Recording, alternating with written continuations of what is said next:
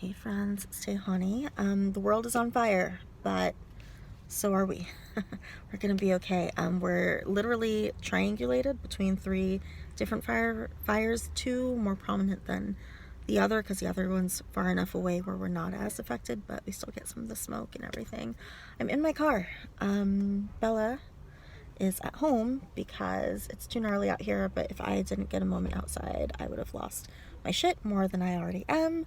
And so I thought this is a good opportunity, though I am under slight duress, uh, to share these social emotional arts tools with you because I'm using them for myself. And I thought, you know, what a good opportunity. So a little bit about this fire evacuation situation. Thankfully, I live in a town where they're using this area as a place to take people.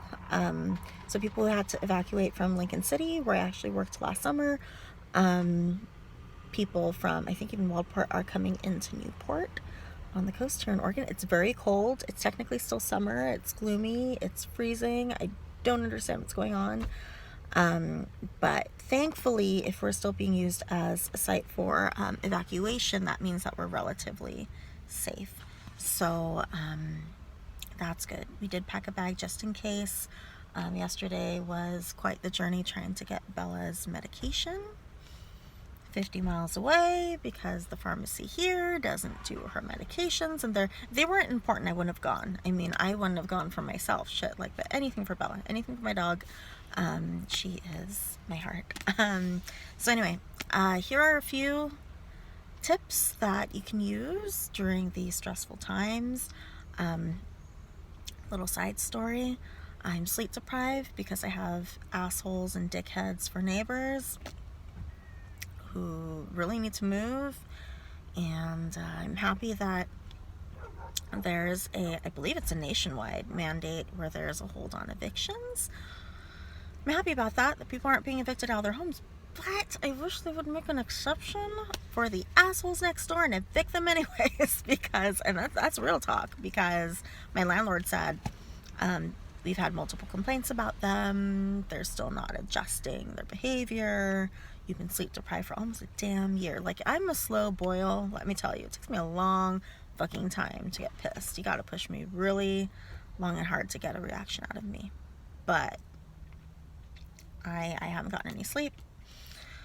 I have loud fucking neighbors who are not only loud, but they're assholes. They have an attitude, and they won't answer the door, and you knock on their door and you're like, hi, excuse me, just wondering if you could just turn it down a little bit. Some of us had to work for a living. I had to cancel work today because I couldn't hear myself think, it was so loud. The landlord was like, we really want to get rid of them, it'll take a while. And I'm like, I don't know how long a while is, but I wrote them a nice email like, I'm trying everything I can, please let me know. I paid my rent in advance. And I pay more than everyone else because I'm new, so you think that I would have some form of, I don't know, I've been a really good tenant over the past couple years, but, where's I going with this? Yeah, but basically, in addition to them also taking more parking than they're allotted and making people like me walk a lot farther than everyone else, even though I'm paying more rent than everyone else, because me and the dog, we live alone, so, anyway. They're assholes. Have assholes for neighbors. But I'm sleep deprived. I've been like really triggered. You know, I've been really upset with all this inconvenience, and also like my lungs hurt because even though we close the doors inside the house, we don't even crack the windows open, not even a teeny tiny bit anymore, because the ashes are so bad, and the air quality inside's still really bad. Even though we close all the windows, we still smell the smoke, and it's in our hair, it's just everywhere. And so even though we're trying to wash our pillows more often, wash our hair more often, just wash ourselves more often, you know, and really get rid of as much ash as we can, it's still disgusting, and it's still in the air, you know, so my lungs hurt. And so, you know, during these times, it's not in my nature, but when people push me really long and hard to a point where I feel exhausted, and I feel like I have no energy, you know, and I feel defeated, and that's a really rare feeling for me. I rarely feel defeated. And even when I feel defeated, I'm still fighting to get back to like my baseline, you know, of like feeling balanced and okay. A good thing to feel, to do, which is something we learned at social emotional arts training at UCLA Arts and Healing. I do implore those of you who are interested in social and emotional arts to take the program with Ping and Kathy at UCLA.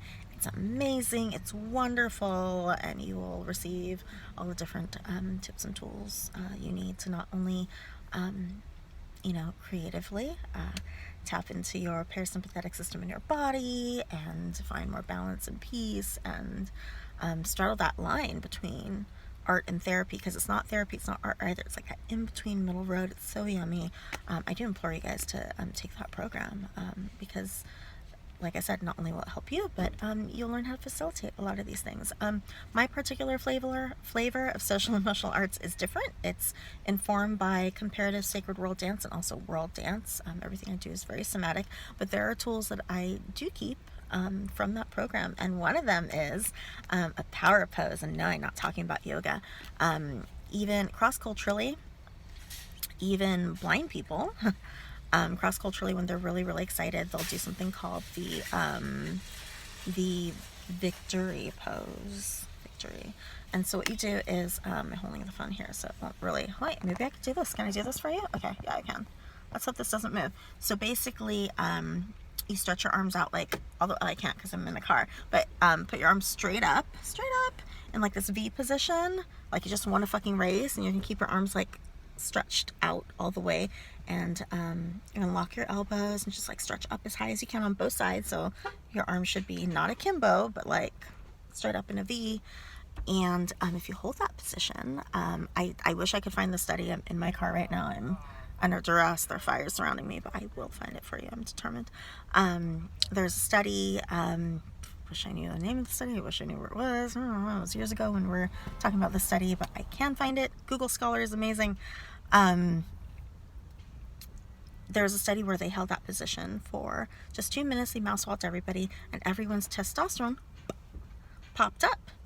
I think it's like 8 to 12%. Don't quote me on that. I'm probably wrong, but I know it's a small percentage, but still, like across the board, to have an uptick in testosterone, it's amazing. The fact that you can change your internal chemistry just by your physical posture is amazing. So what does testosterone do? It gives you like up energy. It gives you go and do shit energy. It gives you this feeling of confidence. And so, sometimes we're just like, fuck it, you know what? I'm not gonna let this bother me. There's this noise on the other side of the, wall. I live alone, but unfortunately in the apartment where I am right now, gotta share a wall sometimes. So thankfully there's something on the other side. I got the good spot where like I don't have to share a wall on the other side at all.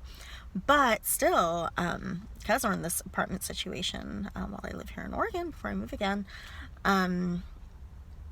yeah, I had to deal with that shit. And so when I really want to block that out, and I'm just like, this ain't gonna bother me, this ain't no thing, sometimes I just like stand up really tall and I do that pose, and it does help. Another tool that I do want to share with you is something that I learned specifically from, and I quoted it in one of my quoted the book in one of my meditations I recorded recently, a book called Breath by James Nestor. If you have not read James Nestor's books, read them. Your mind will be blown in all the best ways, I promise. So he talks about how right nostril breathing, and what I love about it is that he talks about the science behind it, not just la la la la la, I feel good. He's like, no, right nostril breathing does correspond with the left side of the brain. Left nostril breathing corresponds to the right side of the brain. What is the right side of the brain? It's creativity, it's imagination, it's all these things. It's the left side of the brain, it's logic, numbers, figures. And he talks about the study where a schizophrenic woman had this overactive imagination, and she was overly breathing with her left nostril. And they trained her to learn how to, breathe more through her right nostril, and it got rid of her schizophrenia. No bullshit. And so what I like about breathing through specifically the left nostril is that not only does it stimulate the right side of the brain, which corresponds to the left side of the body, left nostril, right brain, creativity, intuition, all that good stuff, if you believe in that, gut feeling, If you don't believe in it, gut feeling works too. As I can say, also taps into the parasympathetic system in the body in addition to tapping to the side of the brain. So when I'm really stressed, so I don't look weird in public, what I do is like I like to lean in a particular position, and I'll just like close my nostril like this. And if I close my right nostril and only breathe through my left, which stimulates the right side of the brain, and also taps into the parasympathetic system in the body, which is the opposite or of fight, flight, freeze. I heard that in addition to fight, flight, and freeze responses, there's also a nesting response. I don't know how I feel about that. I've heard it multiple times. I'm aware of the fight, flight, freeze response, but nesting is something that I keep hearing. May or may not be true. I don't know. That's not my area of expertise. Haven't read very extensively on it, but I do feel that if I do that, it's funny because I'm in parking lot right now. I just needed like time alone. It's funny watching all the evacuees just like pick up canned goods. It's crazy. It just makes everything better. And if you just take like, I take at least 5 to 10 really slow breaths just through left nostril, calms me the fuck down right away. The last tool I'm going to share for you guys to kind of get your emotional frazzle bullshit, feeling, if you just kind of get you back to the place you want to be. In these situations, being really stressed out with the world and, the chaos within and without, just seeing everything fall apart. I know friends who've lost houses. I know people who are like me, having a hard time breathing, like their lungs hurt just by being in this environment. And, COVID fucking with my funding. Let's talk about that. Let's talk about COVID fucking with my funding. I don't know how the fall is going to work out. I have no idea. So I have like 2 or 3 backup plans in place, which aren't completely in place, but I'm getting them in place because we're living this precarious situation where we're not living with things scheduled. It's like everything's just like, we'll see if this lands, great, and if not, yeah. But I'm in Oregon, I'm in this like strange new place I've been in for about 2 years. I think I finally got my bearings, and boom, all this shit happens, right? And also being a person of color, working at a state institution in white ass Oregon. I could talk about that shit for hours, which I do sometimes. But anyway, being in this precarious situation, power poses work, breathing works, to kind of just calm those emotions down. The other thing I like to do, to kind of litmus test myself to see how bad it is, there is not a Tai Chi Chuan, but a Tai Chi Cha movement that I feel comfortable sharing. My Tai Chi instructor, Suzanne Rody Ross, in Seal Beach, California, hello, she ever sees this, probably not, taught us Tai Chi Cha, and she is a certified Tai Chi Cha instructor, which is mostly Qigong. It's not actual Tai Chi Chuan, the martial art. It is just, I call it diet Tai Chi, but I'm all about Qigong, So movement that we use is if you have both of your hands up, kind of facing, and you have to do this. I like doing this though. If you have both of your hands up, palms away from you, and you slowly, as slowly as you possibly can, start to push your hands forward. Okay, and then when your elbows are about, aren't completely straight, but you feel that your arm's about to straighten. When there's still a bend in your elbow, you're going to flip your hands back and bring them back as slowly as you can. Now, the key to doing this is, you can do it with one hand as I talk to you guys. The key to doing this is doing this as slow and as smooth as possible, but without halting the motion. Then you feel that your hands are at a certain, distance, and your elbow is not completely straightened, but about to. You're going to flip and take it towards you. Now, you could do the standing. I like doing it sitting, where you just kind of rock back and forth with it. There's more to it, but I think the useful part of all of this is moving as slowly as you can forward and as slowly as you can back. And if that process is excruciating, you're imbalanced as fuck. like me right now.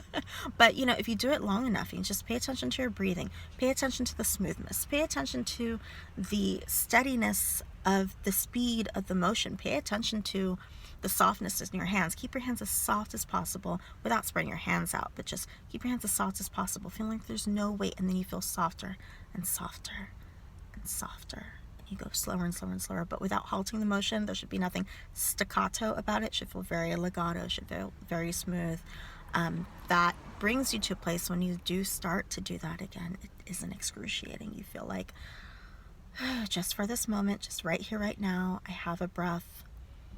I'm okay, you know, and I will, you know, center myself so I can deal with whatever it is in front of me 20 minutes later, 20 seconds later, you know. So those are just some tools I want to share with you guys that I've been using under great stress and precarity and duress. And I mean, being born and raised and spending the majority of my life, you know, in Southern California, which is the hub of my life. I always come back. I feel like Belmont Shore is like a magnet. I just can't help it. I always come back. Belmont Shore and Huntington Beach is just, boom, keep coming back. I can't help it. Now that I'm in Oregon, not for personal reasons, but I'm in Oregon because there's an opportunity here that I had to take.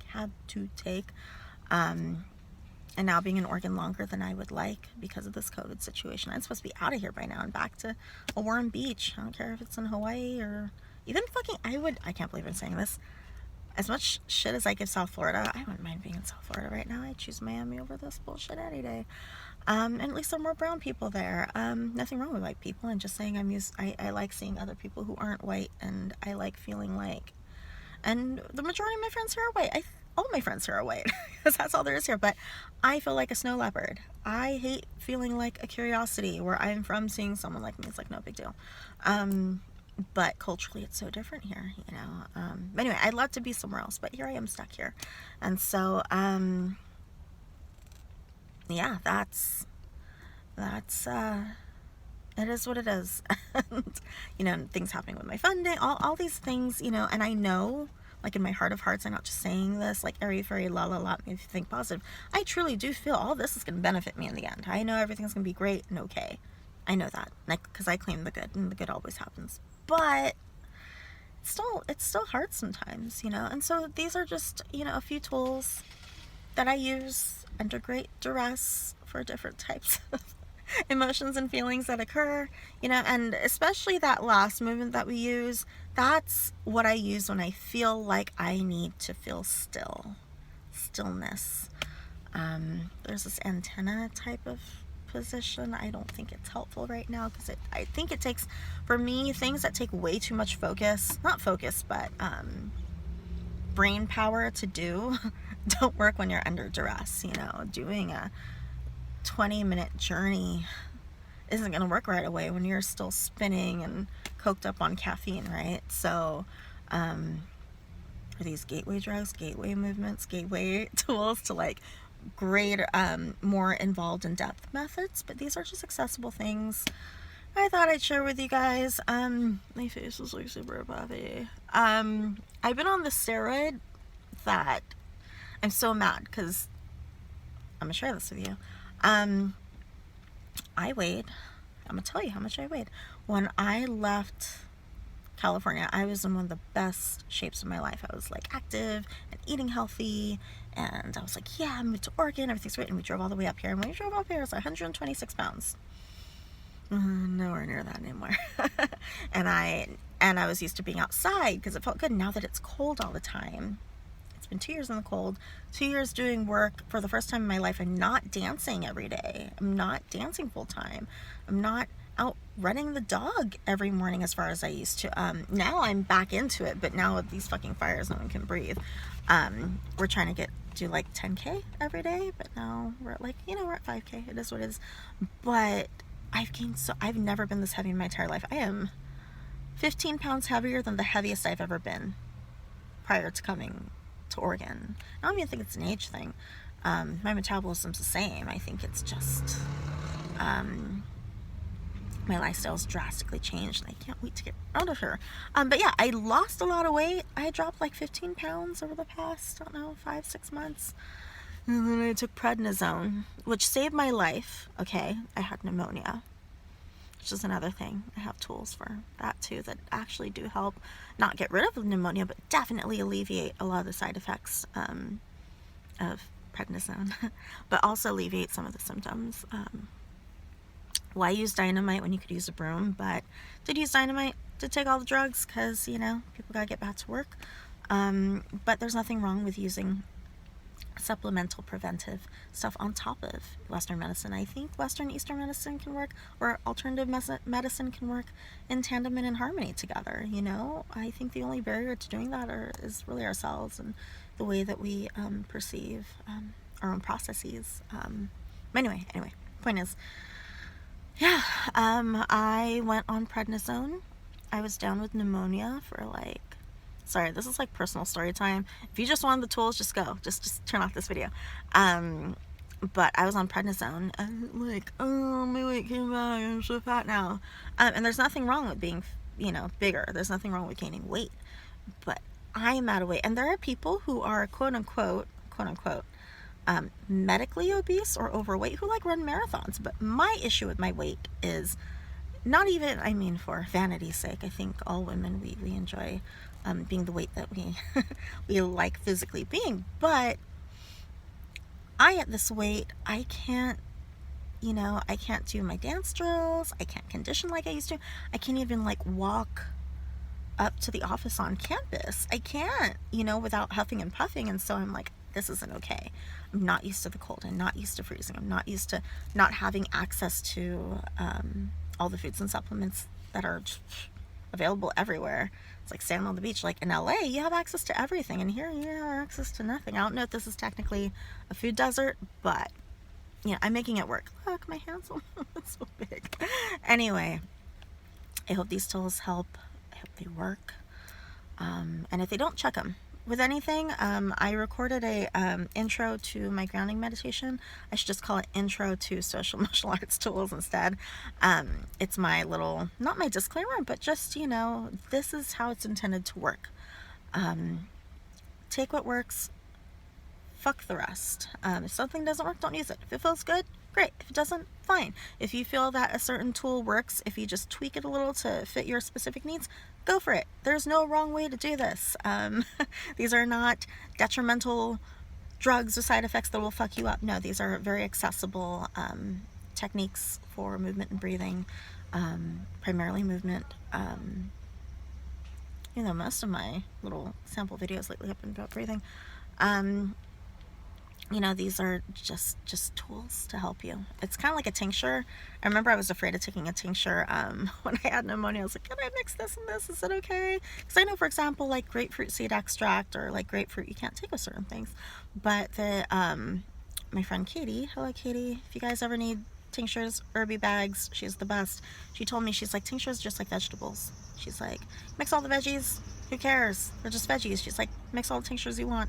Everything's fine, you know, unless it says not to do it. But primarily, for the most part, my experience after calling, you know, people who know, who are more knowledgeable on herbs and tinctures than I am, kind of getting the information on everything that I take, and I always double check with someone.